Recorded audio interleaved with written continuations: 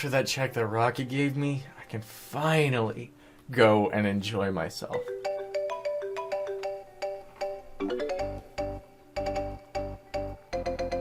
Hello?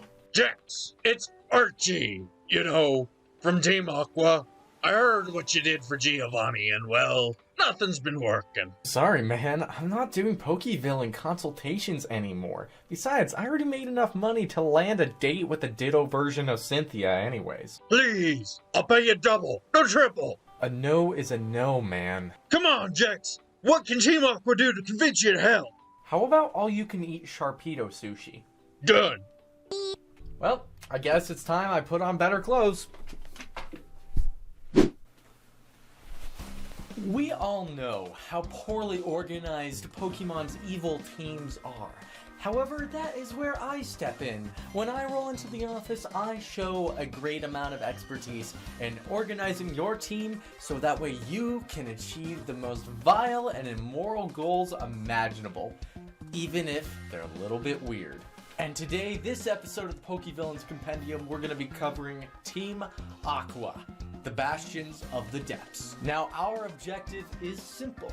All we want to do is expand the ocean so there are more room for water Pokemon. And of course, because I'm a professional and I love my Fiverr commissions, I don't question how stupid your goals are. I simply help you achieve them. Our plan is going to have 3 distinct phases: monopolize, raise, and dominate. Now, an amateur villain or amateur villain consultant, you pick your poison, would start in the raise phase. But the reason why we start in the monopolize phase is because we want to monopolize all materials that would aid us in surviving our own self-inflicted water-based apocalypse. Keep in mind that we're not just going to be raising the water levels just a little bit. We're going to be enacting a full water world starring Kevin Costner style apocalypse here. And we, as Team Aqua, need to make sure we survive this ourselves in order to maintain a water Pokemon-based utopia.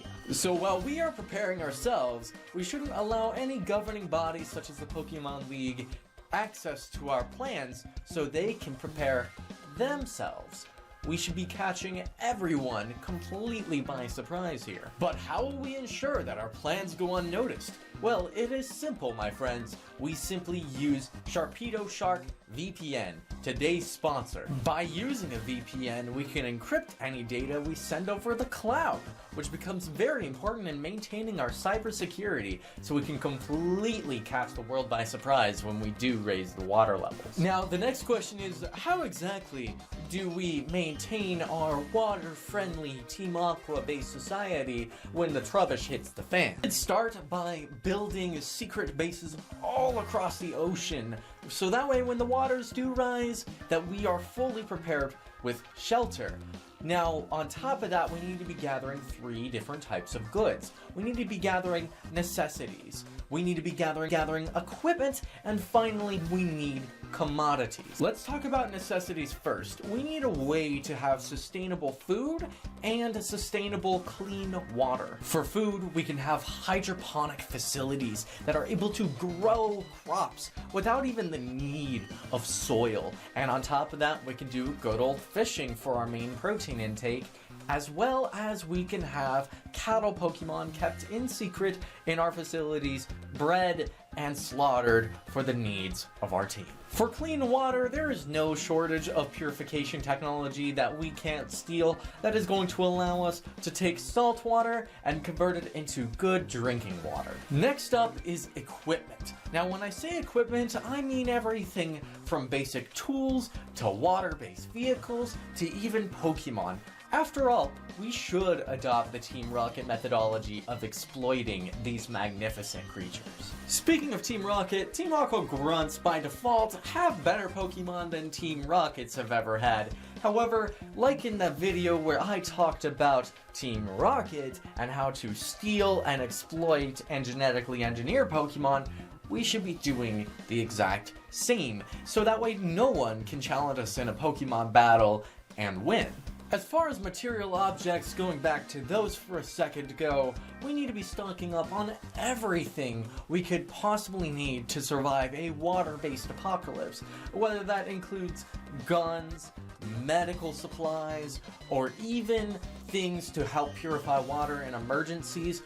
All of them are important, and we need to make sure that we have an astute inventory and a lot of storage for them. Now I'm going to re-emphasize vehicles. We already have plenty of ships and submarines at our disposal, but we'll be using them for everything from military operations to transporting commodities, which is what I'm going to go into next. Now, what do I mean by commodities? I mean anything that is a luxury good, from Pokemon to narcotics to even cooking spices.